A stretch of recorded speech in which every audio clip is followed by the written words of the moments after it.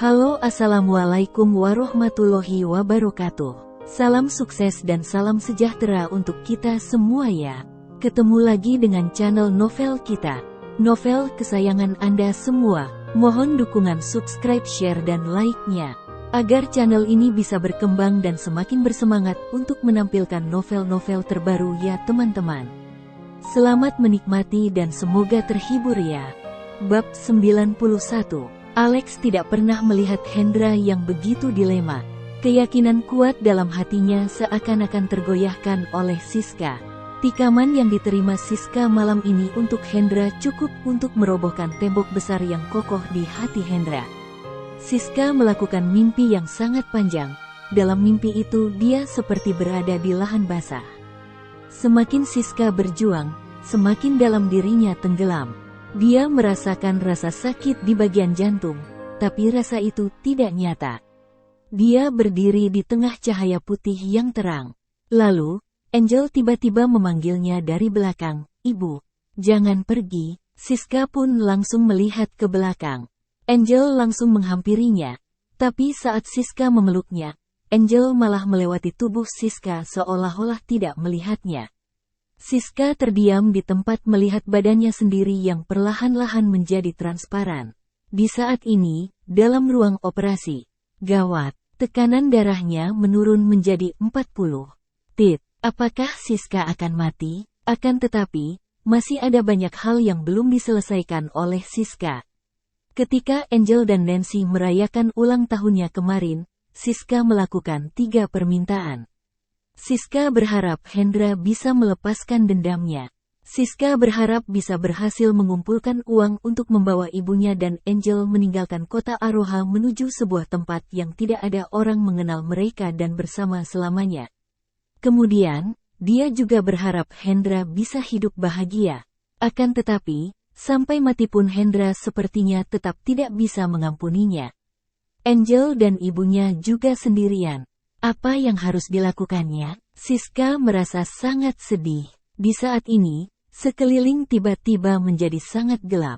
Siska melihat Hendra berdiri di seberangnya dengan ekspresi dingin sambil berkata dengan nada sadis, "Siska, aku selamanya nggak akan mengampunimu." Kemudian, dia kembali melihat Hendra mengangkat bagian belakang kerah baju Angel dengan sangat menakutkan seperti iblis. "Kamu kira aku bisa menerima anak haram yang kamu lahirkan? Dia adalah sebuah pilihan yang salah. Dia nggak seharusnya lahir di dunia ini." Hendra tiba-tiba melepaskan tangannya. Angel langsung berteriak dan terjatuh ke dalam lubang hitam yang sangat dalam. "Jangan, Siska tidak boleh mati, dia harus menolong Angel." Operasi ini akhirnya selesai setelah 4 jam. Di saat ini, pintu ruang operasi tiba-tiba terbuka. 3 dokter yang bertanggung jawab dalam operasi kali ini pun berjalan keluar. Belati di bagian dadanya sudah dicabut. Meskipun tikaman belati itu sangat dalam, tapi jarak dengan bagian jantung masih ada 1 cm. Untung saja nggak melukai bagian jantungnya. Sekarang dia sudah aman. Seluruh otot Hendra seakan-akan seperti tali kencang yang putus dalam sekejap hingga tidak sanggup menahan apapun. Saat Hendra berdiri, tubuhnya yang besar pun bergoyang. Telapak tangannya juga menjadi kebas. Siska memang sudah aman, tapi karena lukanya yang serius, dia pun tidak akan sadar secepat ini. Hendra terus menjaganya di sisinya. Alex membelikan makanan sambil berkata, "Pak Hendra, kamu belum makan malam. Makanlah sedikit." Hendra sama sekali tidak punya nafsu makan. Dia hanya bertanya, "Bagaimana kondisi Andi?" "Tadi aku sudah menanyakan dokter. Katanya kondisi Andi nggak separah Nona Siska, jadi mungkin nggak masalah." "Kamu pantau kondisi Andi. Pembunuh malam ini mungkin suruhan dari musuh kita untuk menghilangkan saksi." Alex berpikir kemudian berkata, "Apakah mungkin itu suruhannya Adrian?" Hendra melihat sekilas Siska yang masih belum sadar. "Nanti kita bahas lagi setelah Siska dan Andi sudah sadar. Sementara ini jangan memperbesar masalah ini dulu, kemudian bicarakan masalah hari ini dengan rumah sakit." "Oke." Setelah Alex pergi, Hendra berdiri, kemudian memakaikan kembali kalung perak dengan cincin itu ke leher Siska. Cindy berkata kepada Hendra kalau dia mengembalikan cincin ini ke. Sebenarnya Cindy sudah salah, karena Siska lah pemilik cincin ini. Beberapa barang yang sudah diberikan kepada Siska sudah tidak bisa diambil kembali. Seperti momen-momen yang tidak sengaja membuat orang tergoyahkan dan kedalaman cinta. Yang tidak diketahui, setiap kali membuatnya jatuh cinta semakin dalam. Bab 92. Setelah melakukan operasi, Siska koma selama semalaman sampai keesokan malam baru sadar. Hendra sudah ketiduran di samping ranjangnya. Siska sudah lupa dengan luka di tubuhnya. Saat dia berusaha mengangkat lengannya untuk mengambil selimut di samping, gerakannya tidak sengaja menarik luka di dada kirinya hingga membuatnya kesakitan. Hendra yang sedang tidur pun langsung terbangun. Hendra langsung menahan Siska untuk berbaring kembali sambil berkata dengan nada dingin, "Apa yang kamu lakukan? Kamu menjagaku terus?" Hendra langsung membantahnya, "Gak. Sebelumnya Alex yang menjagamu. Benarkah?" Kenapa kantung matanya terlihat sangat hitam seperti gak cukup tidur? Hendra memberikan ponsel kepada Siska sambil berkata, "Saat kamu koma, ponselmu terus berdering dan aku sudah mengangkatnya." "Jangan-jangan dari Angel?" Siska dengan terkejut berkata, Siapa yang telepon?" "Teman baikmu, si Nancy. Aku sudah memberitahunya tentang kondisimu." "Kalau begitu, Hendra mungkin gak tahu kalau ada Angel di sampingnya." Siska pun langsung menjadi tenang. Ketika dia hendak menghubungi Nancy untuk memberi kabar, Hendra tiba-tiba bertanya, "Kenapa kamu mau menerima tikaman itu demi aku? Kenapa?" Siska juga ingin tahu alasannya. Tapi kejadian yang terlalu mendadak itu membuat pikirannya menjadi kosong dan tanpa sadar berlari ke depan Hendra saat itu, Siska pun tidak memikirkan konsekuensi apapun. "Itu adalah utangku, bukankah kamu juga ditikam 1 kali di penjara?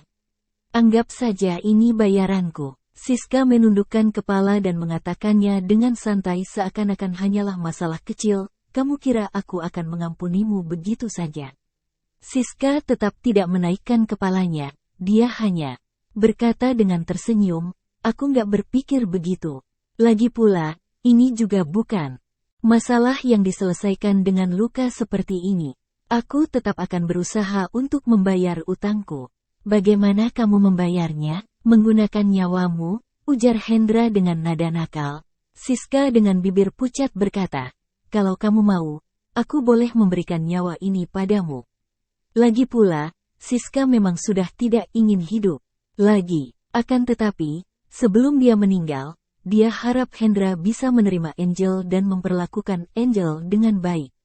Siska memang berutang pada Hendra, tapi Angel tidak berutang apapun. Hendra mengernyit sambil menatapnya dengan tatapan yang dalam. Dia pun dengan kesal berkata, "Kamu kira nyawamu berharga? Sanggup membayar semua utangmu? Jadi, apa yang diinginkan Pak Hendra? Nyawamu sama sekali nggak berharga bagiku.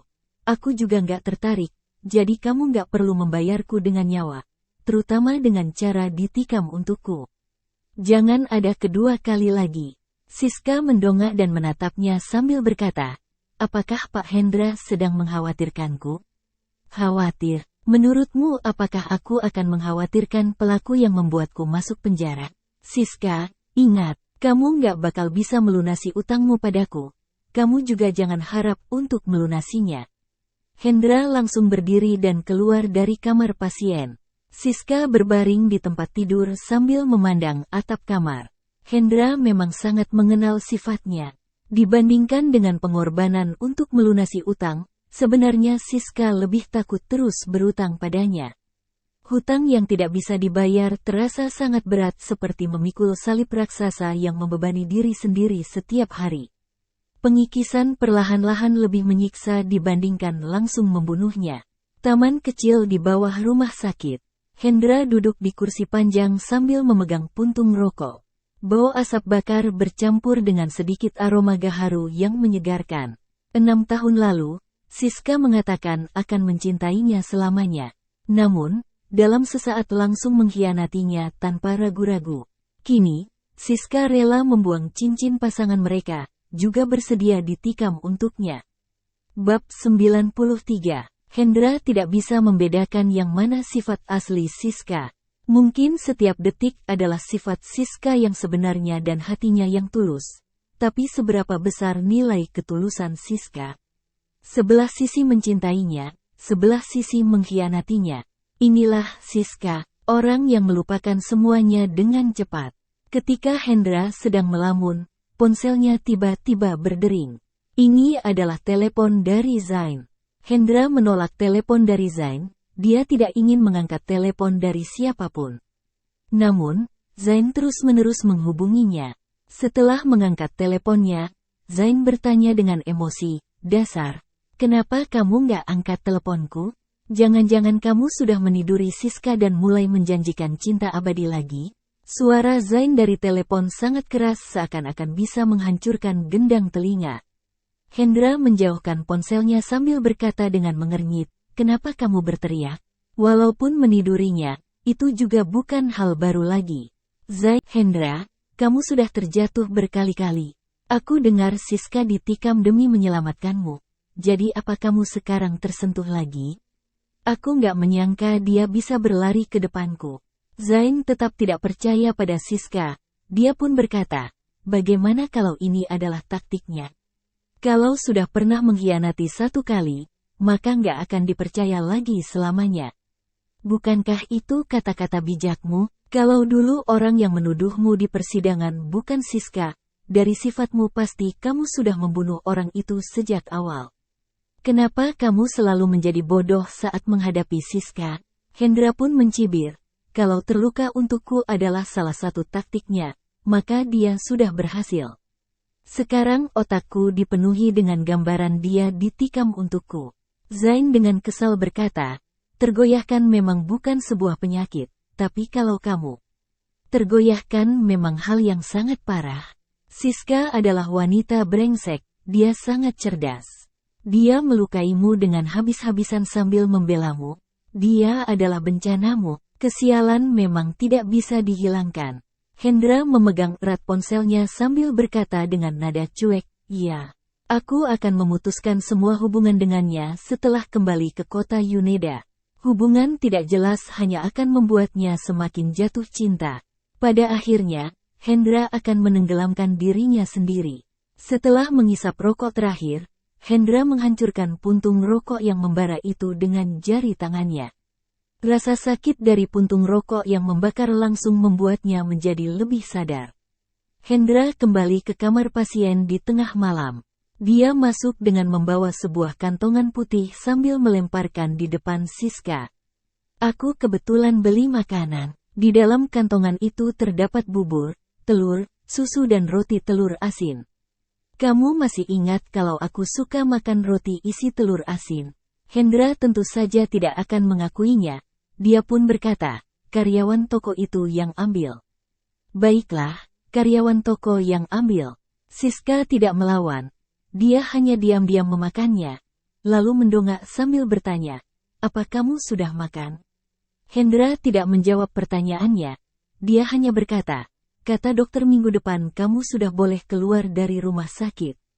Kalau kamu ingin tinggal di kota Yumeda, kamu boleh pindah ke rumah sakit di kota Aroha. Aku akan menyuruh Alex mengirimkan biaya rumah sakit semuanya."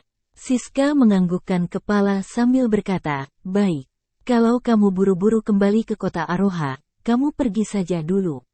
Siska sangat lembut dan perhatian. Akan tetapi, Hendra tidak menyukai Siska yang seperti ini, karena Siska terlihat seperti maneken yang tidak punya emosi sama sekali.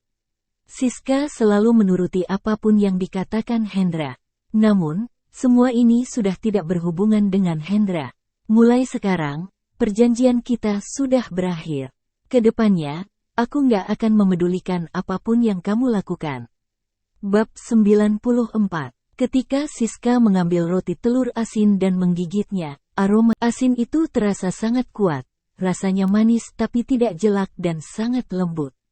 Siska malah mengalihkan pembicaraan. "Bapel telur asin ini sangat lezat. Apa kamu mau coba?" Ketenangan Siska seakan-akan tidak mendengar kata-kata Hendra. Hendra langsung mengernyit dan wajahnya menjadi semakin masam. Hendra lanjut menegaskan, Siska, kamu sudah bebas. Bukankah ini yang diinginkan Siska selama ini? Sekarang, Hendra mengabulkan keinginannya dan melepaskannya. Seharusnya Siska merasa senang. Siska hanya menelan roti itu, kemudian makan sedikit bubur karena tenggorokan yang terasa kering. Dia baru mendongan sambil bertanya, Aku nggak ngerti. Maksudmu nggak benci aku lagi atau nggak mau balas dendam padaku lagi? Siska yakin kalau Hendra bukan mengampuninya karena Siska yang sudah ditikam demi dia. Tubuh Hendra yang tinggi dan tegak di bawah cahaya lampu terlihat sedikit kesepian. Aku nggak sanggup nggak membencimu. Tapi karena kamu sudah ditikam demi aku, maka dendam 6 tahun lalu sudah impas. Beberapa bulan lalu, Siska bahkan tidak berani memikirkan dirinya bisa melunasi utang Hendra. Sekarang setelah Hendra sudah mengampuninya, seharusnya Siska merasa senang. Akan tetapi, entah kenapa dia merasa sakit di bagian dadanya. Rasa sakit itu seperti gelombang yang perlahan-lahan menyebar dan menjadi semakin sakit. Rasa sakit yang menderita itu bahkan hampir membuatnya sesak napas. Siska menahan rasa sakit itu sambil bertanya dengan senyuman lebar. Jadi, bisakah kedepannya aku tetap bekerja di departemen penjualan grup SY? Hendra langsung tercengang. Hendra sama sekali tidak menyangka Siska bisa menanyakan hal ini. Namun, kalau dipikirkan memang masuk akal. Bukankah yang paling dipentingkan oleh Siska adalah pekerjaan dan uang? Dia bahkan berani menerima uang Kimiko. Terserah kamu, tapi, kalau kamu bekerja di grup SY, kamu jangan muncul di depan mataku. Apakah Hendra sangat membencinya hingga merasa jijik saat melihatnya? Siska menundukkan kepalanya sambil menatap bubur, bulu matanya yang panjang pun menyembunyikan suasana hatinya. Setelah beberapa saat, dia menjawab, Ya, aku akan secepatnya mencari pekerjaan lain. Aku akan mengundurkan diri setelah mendapatkan pekerjaan baru, aku juga akan berusaha untuk menghindarimu. Kalau kita bertemu, tolong kamu bersabar sebentar. Hendra hanya menatapnya dengan ekspresi masam. Tanpa mengatakan apapun, Siska tiba-tiba teringat sesuatu. Dia bertanya, oh ya, 3 triliun itu. Gak perlu bayar lagi. Utangmu padaku bukan hanya 3 triliun itu. Siska memaksa untuk tersenyum dan berkata, Pak Hendra memang sangat royal. Kalau aku nggak royal, kamu juga nggak sanggup membayarnya. Betul juga, meskipun Siska dijual, dia juga tidak bisa terjual dengan 3 triliun. Siska menganggukkan kepala sambil berkata, Aku sudah mengerti maksudmu. Sekarang aku sudah bangun. Kalau Pak Hendra sedang sibuk boleh pergi dulu. Siska tahu kalau Hendra pasti tidak ingin melihatnya lagi. Namun, Siska adalah orang yang gengsi. Dia tidak ingin kehilangan harga diri setelah kehilangan Hendra. Aku sudah menyuruh Alex mencarikan perawat untukmu. Besok pagi dia akan datang merawatmu, kalau ada yang kamu perlukan. Sebelum Hendra menyelesaikan kata-katanya, Siska langsung menyela, Aku sudah tahu. Jadi sekarang kamu pergi saja. Aku nggak akan menghubungimu dan mengganggumu lagi. Kamu juga tahu kalau aku nggak punya nomor teleponmu. Siska mengatakannya dengan singkat dan cepat seakan-akan tidak sabar untuk mengusirnya. Ternyata sudah bebas memang berbeda. Dia bahkan nggak berpura-pura lagi. 6 tahun kemudian, mereka jelas-jelas kembali bersama, bahkan sudah berhubungan beberapa kali dan bermesraan. Namun, yang konyol adalah Hendra selalu mencari Siska melalui Alex. Jadi, Siska tidak punya nomor telepon Hendra, begitu juga dengan Hendra. Bab 95. Tentang hal ini, Siska dan Hendra punya pemikiran yang sama. Hendra tahu ada sebuah tahi lalat di dada kanan. Siska, dia juga tahu bagian tubuh Siska yang sensitif. Mungkin mereka adalah orang asing yang paling akrab. Hendra hanya menatapnya dengan tatapan dingin. Siska menahan mata yang dipenuhi dengan air mata sambil bertanya dengan tenang, Oh ya, Pak Hendra bilang nggak akan memedulikanku lagi. Ini benar, kan? Hidup matimu nggak berhubungan denganku lagi. Aku sudah tenang kalau memang begitu. Kedepannya, kalau aku sudah berkeluarga, aku nggak akan memberitahu Pak Hendra lagi. Sebagai seorang mantan yang benar adalah menjadi seperti orang mati. Baru saja memberinya kebebasan, dia malah sudah berpikir untuk berkeluarga dengan Richard atau Billy. Akan tetapi, apa hubungannya denganku? Wajah Hendra menjadi sangat tegang. Tapi dia hanya mengatakan, aku nggak ingin melihatmu dan juga mendengar kabarmu. Jadi, lebih baik kamu menjauhi Billy. Billy, hubunganku dengan Kak Billy memang dekat. Sebenarnya Hendra sudah salah paham. Siska dekat dengan Kak Billy juga karena Hendra. Kalau mereka berpisah, Siska juga tidak mungkin mencari Billy lagi. Siska akan berusaha untuk menghindari pertemanan Hendra. Pak Hendra, tenang saja. Setelah aku mengumpulkan uang yang cukup, aku akan meninggalkan kota Aroha dan menjauhi kalian. Hendra juga tidak berpikir terlalu banyak, dia mengira Siska hanya sengaja berbicara kasar. Di kota Aroha yang begitu besar, kalau bukan janji temu tidak mungkin akan bertemu dengan begitu mudah. Maka itu, ada atau tidaknya Siska di kota Aroha juga tidak ada bedanya. Siska menyentuh layar ponsel. Ternyata sudah jam 2 tengah malam. Pak Hendra, aku sudah ngantuk. Aku mau tidur. Hendra bukan orang bodoh. Dia pun mengerti kalau Siska sedang mengusirnya. Hendra segera mengambil jaket di kursi, kemudian melangkah besar meninggalkan kamar pasien. Siska duduk di atas tempat tidur melihat bayangan belakang Hendra. Sambil berkata, sampai jumpa lagi, Hendra. Hendra tidak berhenti berjalan. Dia hanya menjawab, nggak perlu jumpa lagi. Baiklah, kalau begitu jangan jumpa lagi. Bayangan Hendra menghilang dalam pandangan Siska. Dia sudah pergi jauh, kan? Siska menundukkan kepala dan lanjut makan dengan suapan besar, kemudian memasukkan roti telur asin ke mulutnya. Siska pun tersedak, air matanya langsung mengalir keluar dengan deras. Kenapa aku menangis? Bukankah ini kebebasan yang kuinginkan? Sekarang, aku sudah bebas. Selama aku sudah mengumpulkan uang, aku bisa membawa Angel dan ibu pergi kapan saja. Bukankah ini sangat bagus? Akan tetapi, kenapa air matanya malah terus mengalir padahal Siska tidak ingin menangis? Semua air mata itu jatuh ke dalam bubur. Bubur labu yang manis tiba-tiba menjadi hambar. Dadaku sakit sekali. Siska memegang baju di bagian dadanya, dia tidak bisa membedakan rasa sakit karena luka atau sakit hati. Dia sudah 2 kali merasakan rasa kehilangan seperti ini. Pertama adalah 6 tahun lalu dan sekarang adalah kedua kalinya.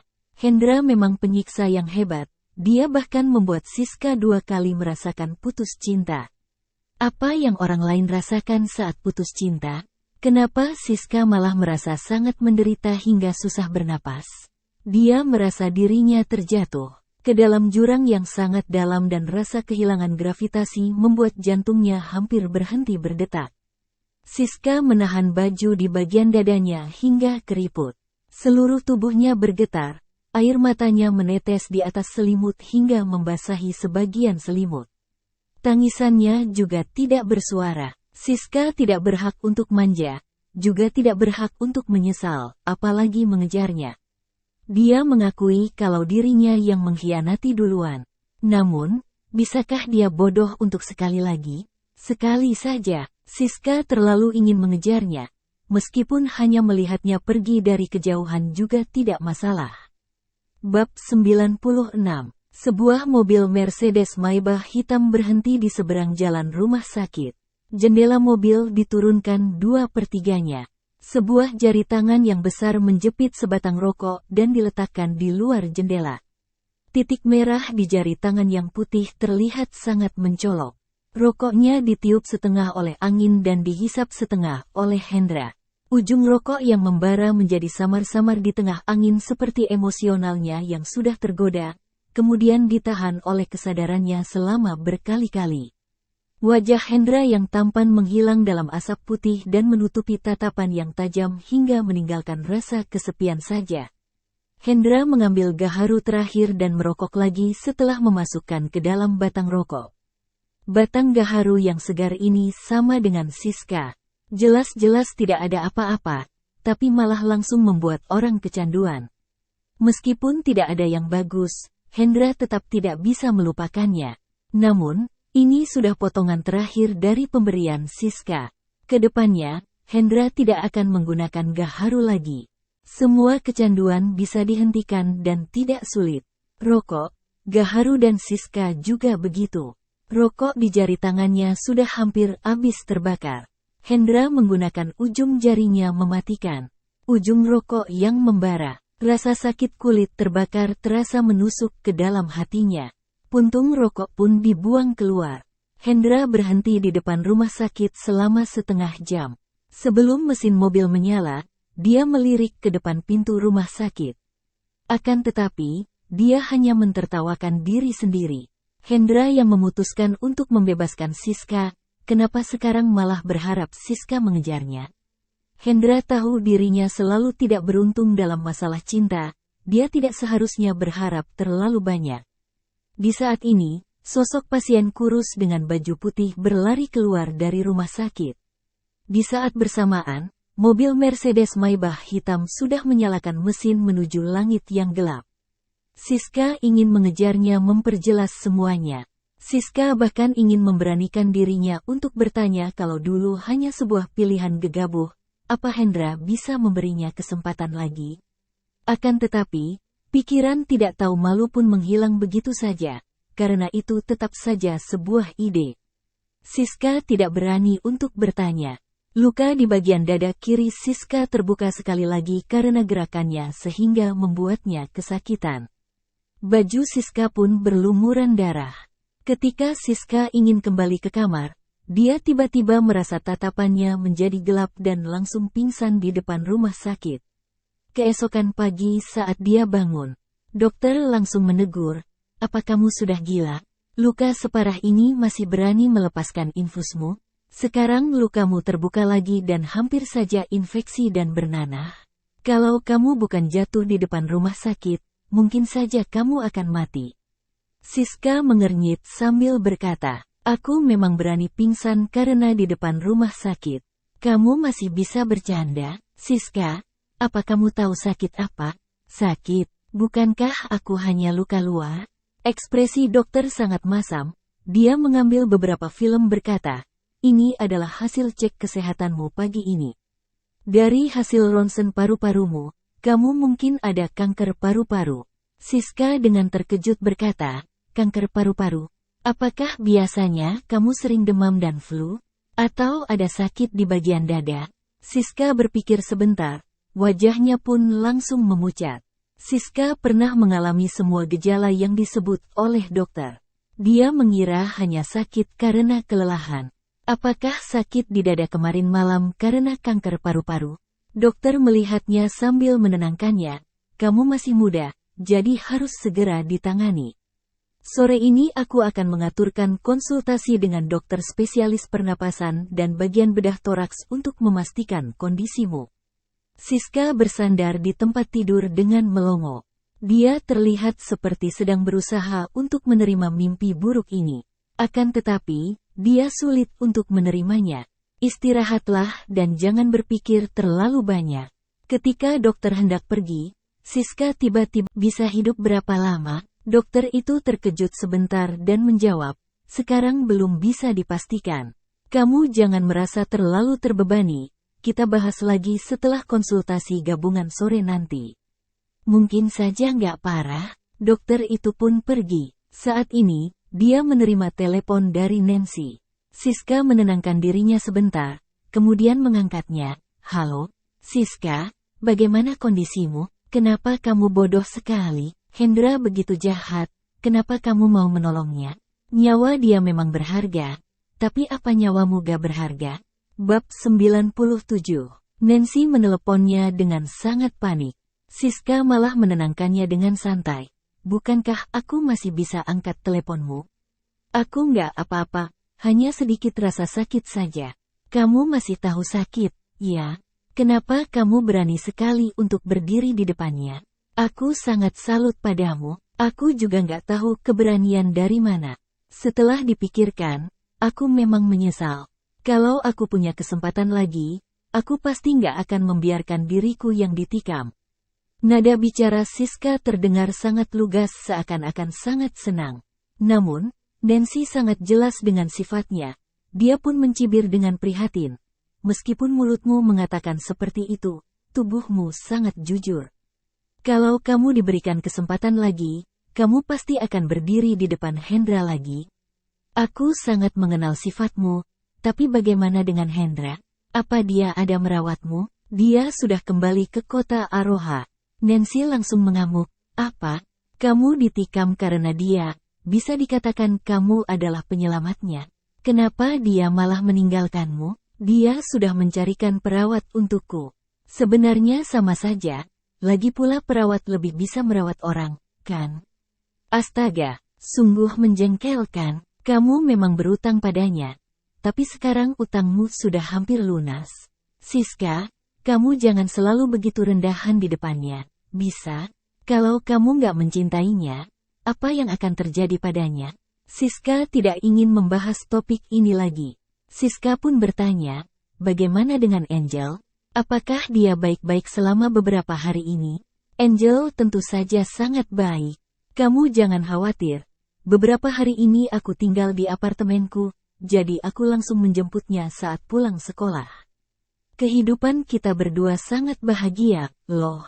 Maaf sudah merepotkanmu dan membuatmu nggak bisa pulang ke Villa Bukit Lanta. Apa maksudmu? Apa yang merepotkan? Kita ini teman.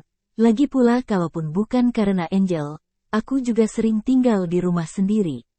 Aku dan Zain, kamu juga tahu. Jadi, kalau aku nggak mau pulang ke Villa Bukit Lanta, siapa yang bisa memaksaku? Siska menghela napas panjang lagi. Lalu berkata, Nancy, kedepannya kamu jangan begitu keras kepala. Kamu harus hidup bahagia dengan Pak Zain. Ada apa denganmu? Kenapa tiba-tiba berbicara seperti ini seakan-akan seperti kata terakhir? Tidak, jangan-jangan lukamu sangat parah? Aku segera ke kota Yumeda bersama Angel.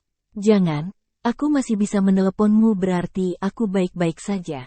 Sudahlah, kamu jangan repot-repot. Beberapa hari lagi aku sudah sembuh dan bisa keluar dari rumah sakit. Dadamu sudah ditikam belati, itu adalah luka luar yang berat. Kamu jangan buru-buru kembali karena Angel. Kamu harus istirahat lebih lama, oke? Siska hanya menjawab, ya, aku sudah tahu. Apa Angel ada di sampingmu? Aku ingin bicara dengannya. Angel pun langsung dipanggil oleh Nancy untuk menelepon. Ibu, kapan kamu kembali? Aku sangat merindukanmu. Siska pun tersenyum dengan lembut. Beberapa hari lagi ibu sudah pulang. Ibu, juga merindukanmu. Emosi Siska tiba-tiba tidak bisa ditahan lagi setelah mendengar suara Angel. Siska berusaha untuk menahan kesedihannya dan terus mengendus. Hati ibu dan anak selalu menyatu. Angel tetap saja menyadari Siska yang menangis. Ibu menangis? Siska tidak membantah.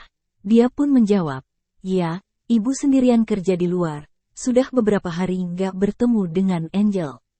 Jadi, ibu merasa agak sedih. Ibu, jangan menangis, aku minta mami bawa aku menemuimu. Nggak perlu, Angel, kamu belajar baik-baik, ya. Kamu sudah mau naik kelas 1. Kedepannya, kamu nggak boleh bolos terus, ya. Angel memanyunkan bibirnya dengan kecewa berkata, kalau begitu, ibu cepat pulang. Aku ingin makan iga kentang buatan ibu, karena masakan mami nggak enak. Nancy pun tertawa saat mendengar keluhan Angel. Hei, bocah, kamu bilang masakan siapa nggak enak? Kamu ini sembarangan berbicara, ya. Apa masakanku nggak enak? Apakah mie kemarin malam nggak enak? Angel langsung meliriknya sambil berjata, Mami, selain mie instan, Mami bisa masak apa yang enak? Aku bisa beli makanan luar. Apa set makan anak kecil yang kupesan untukmu nggak enak? Siska sangat terharu hingga meneteskan air mata ketika mendengar cekcok candaan mereka berdua bab 98. Sore hari, dokter spesialis pernapasan dan dokter bedah toraks dengan cepat melaksanakan konsultasi gabungan. Pada akhirnya, Siska pun didiagnosis kanker paru-paru. Dokter dari konsultasi gabungan datang ke kamar Siska dan melakukan konsultasi tatap muka. Setelah itu, dokter itu pun menasihati, "Kamu masih muda, sekarang juga belum telat. Selama kamu secepatnya melakukan kemoterapi, maka kamu masih punya peluang yang besar. Kalau aku nggak mau kemoterapi, berapa lama aku bisa bertahan dengan mengandalkan daya tahan dan kekebalan tubuhku?" Dokter sangat terkejut melihat Siska yang menanyakan dengan sangat tenang. Namun, dokter masih saja menjawabnya, "Semua tergantung kondisi. Mungkin setengah tahun sampai 1 tahun, tapi mungkin saja ada keajaiban bisa hidup 3 sampai 5 tahun lagi." Setengah tahun, kalau begitu, Siska masih punya waktu untuk mengurus urusan pemakamannya. "Dokter, luka tusukan ini masih perlu berapa lama baru bisa sembuh?" "Walaupun lukamu terlihat parah, sebenarnya itu hanya luka luar. Kalau bertanya, dokter, aku masih. Luka itu cepat sembuh setelah operasi, maka kamu sudah bisa keluar dari rumah sakit dalam seminggu.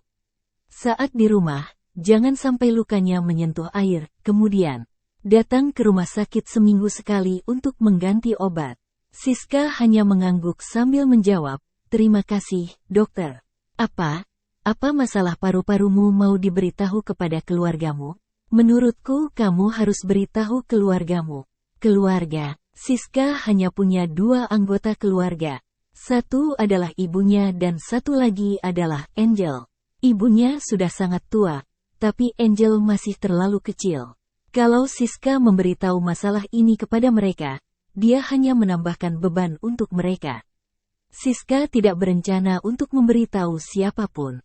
"Kalau aku melakukan kemoterapi, berapa besar peluang untuk bertahan hidup? Ini nggak bisa dipastikan.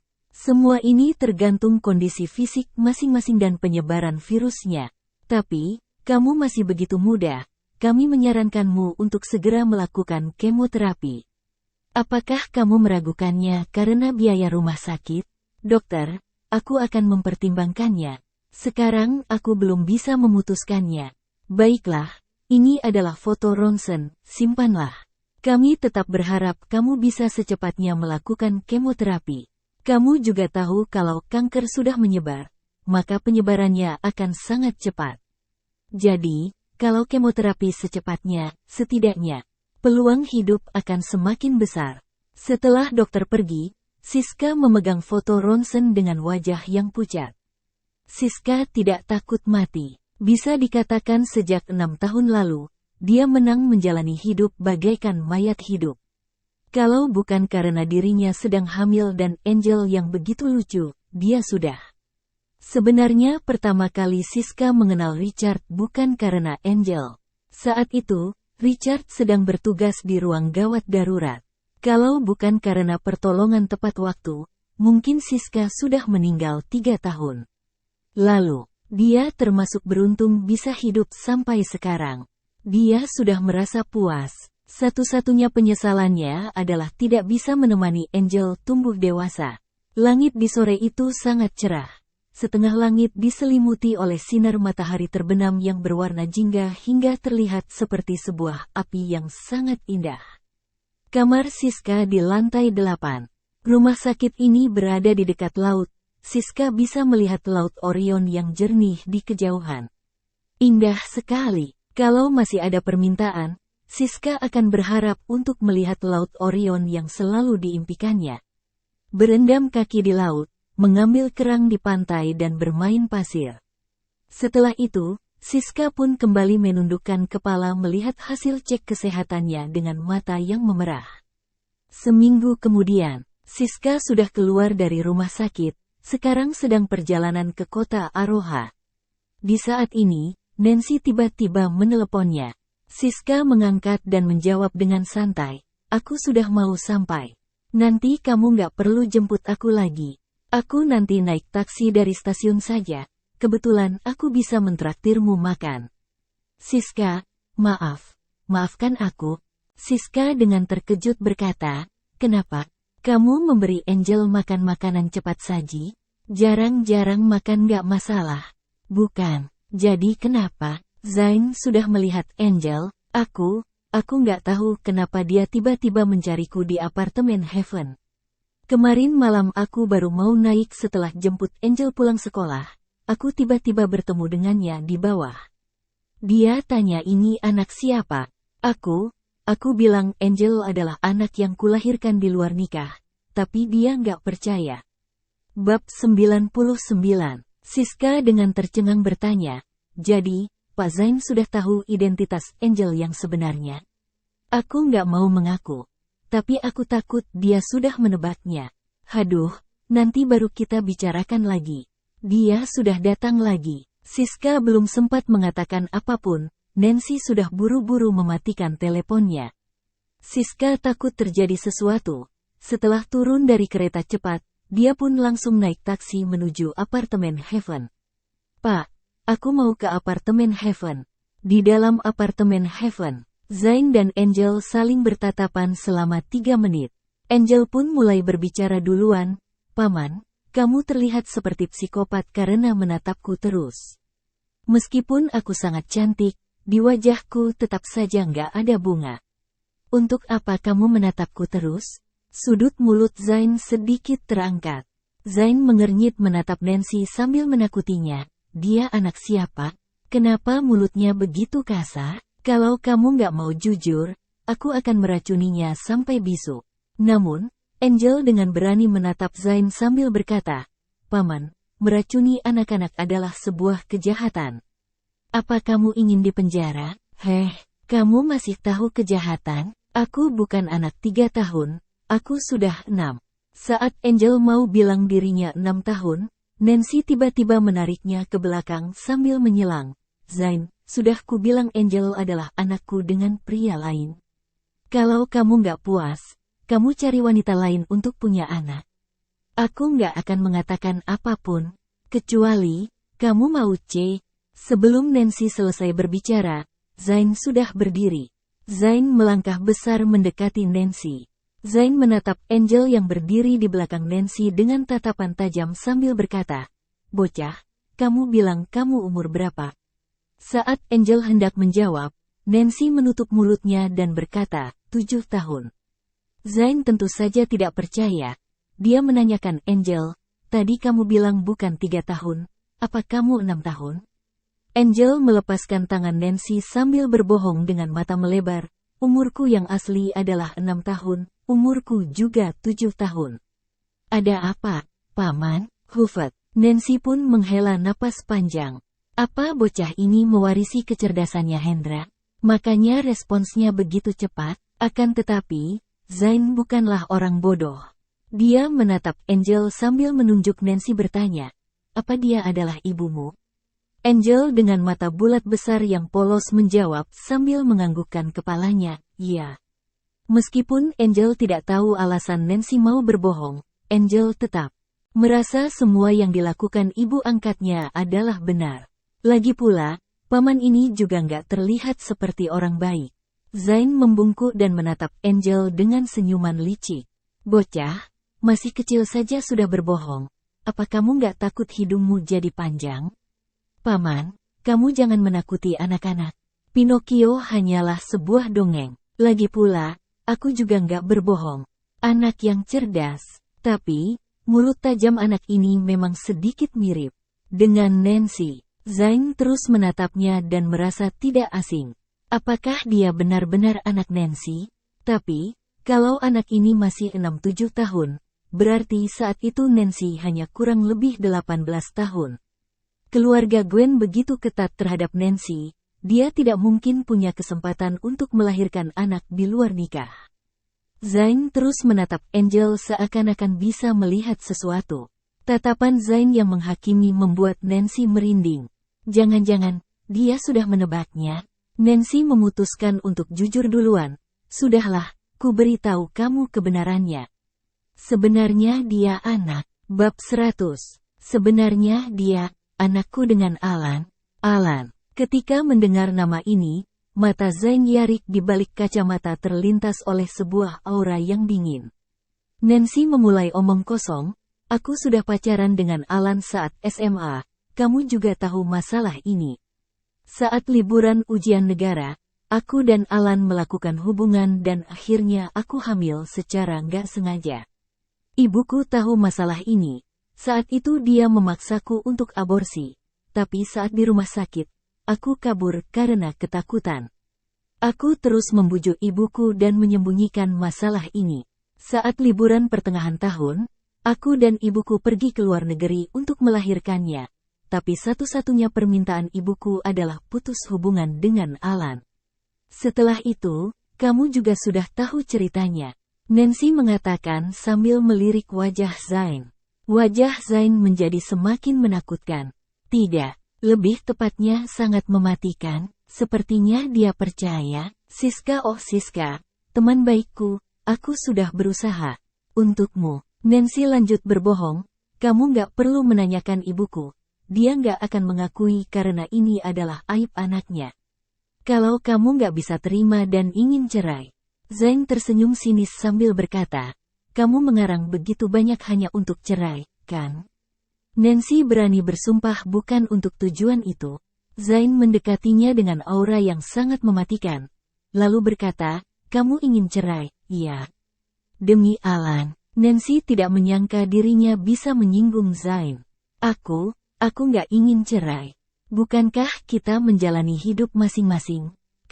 Kenapa kamu marah? Seharusnya kamu gak peduli aku punya anak atau enggak, kan? Kamu tenang saja, kamu gak perlu merawatnya. Aku bisa merawalnya sendiri. Nancy terus menarik Angel untuk mundur ke belakang. Akan tetapi, Nancy telah meremehkan betapa posesifnya seorang pria terhadap posisi mereka dalam sebuah hubungan suami istri. Aku nggak masalah kita jalani, berarti aku mengizinkan istriku punya anak di luar nikah.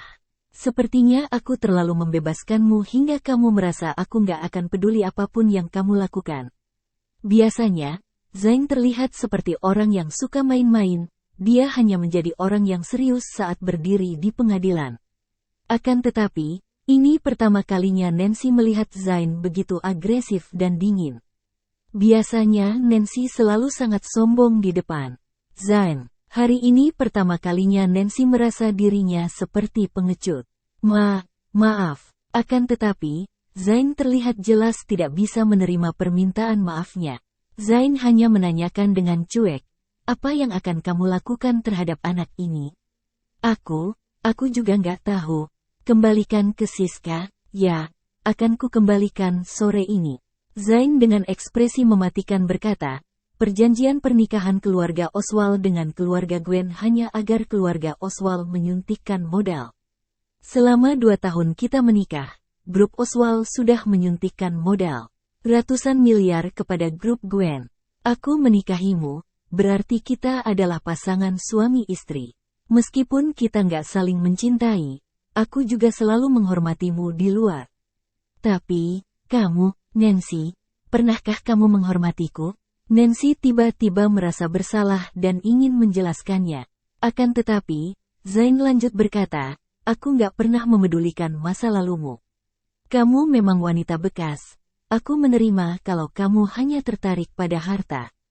Tapi, aku nggak bisa menerima anak ini. Wanita bekas, apakah yang dimaksud adalah masa dengan Alan? Wajah Nancy yang indah tiba-tiba menjadi pucat. Aku juga nggak tahu. Kembalikan ke Siska, ya, akan ku kembalikan sore ini. Zain dengan ekspresi mematikan berkata, perjanjian pernikahan keluarga Oswald dengan keluarga Gwen hanya agar keluarga Oswald menyuntikkan modal. Selama 2 tahun kita menikah, grup Oswald sudah menyuntikkan modal ratusan miliar kepada grup Gwen. Aku menikahimu, berarti kita adalah pasangan suami istri. Meskipun kita nggak saling mencintai, aku juga selalu menghormatimu di luar. Tapi, kamu, Nancy, pernahkah kamu menghormatiku? Nancy tiba-tiba merasa bersalah dan ingin menjelaskannya. Akan tetapi, Zain lanjut berkata, aku nggak pernah memedulikan masa lalumu. Kamu memang wanita bekas. Aku menerima kalau kamu hanya tertarik pada harta. Tapi, aku nggak bisa menerima anak ini. Wanita bekas? Apakah yang dimaksud adalah masa dengan Alan? Wajah Nancy yang indah tiba-tiba menjadi pucat. Zain pun langsung pergi dengan membantingkan pintu. Nancy terdiam di tempat selama beberapa saat. Ini pertama kalinya Zain bertengkar serius dengannya.